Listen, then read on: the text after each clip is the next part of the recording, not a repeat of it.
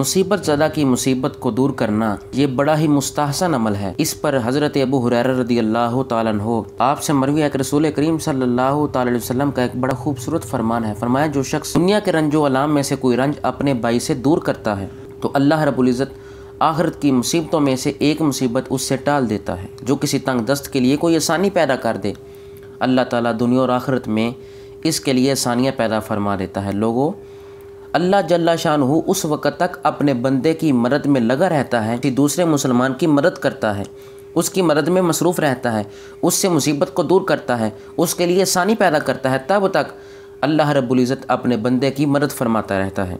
और जो शख्स हसूल इल्म के लिए राहों की सऊबतों को बर्दाश्त करता है तो अल्लाह रब्बुल इज़्ज़त उसके लिए राह जन्नत आसान फरमा देता है। जो लोग अल्लाह रब्बुल इज़्ज़त के किसी घर में जमा होकर कुरान पाक की तिलावत करते हैं, दरस व तदरीस करते हैं, ऐसे लोगों पर अल्लाह रब्बुल इज़्ज़त की तरफ से तस्कीन नाजिल फरमा दी जाती है। तो अपने घरों का ये माहौल बनाएं। अल्लाह रब्बुल इज़्ज़त की रहमत उन पर साया फिगन होती है। फरिश्ते अपने परों को फैलाकर उनके लिए साहिबान बन जाते हैं। खुद अल्लाह रब्बुल इज़्ज़त ऐसे लोगों का जिक्र अपने मुकर्रब फरिश्तों में फरमा देता है जो किसी घर में बैठकर कुरान की तिलावत करते हैं, दरस व तदरीस में मशगूल रहते हैं, सरकार के फरामीन पर अमल करते हैं, अपने बच्चों को कुरान सिखाते हैं।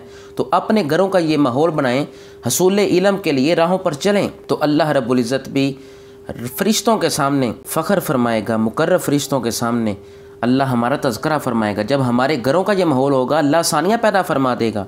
लोगों, जब कोई दीन सीखेगा, दीन पर अमल करेगा तो जो सिखाने वाला होगा अल्लाह उसको भी सवाब अता फरमाएगा। जो सीखने वाला होगा, दीन पर अमल करने वाला होगा, अल्लाह उससे भी तंग दस्ती को दूर फरमा लेगा।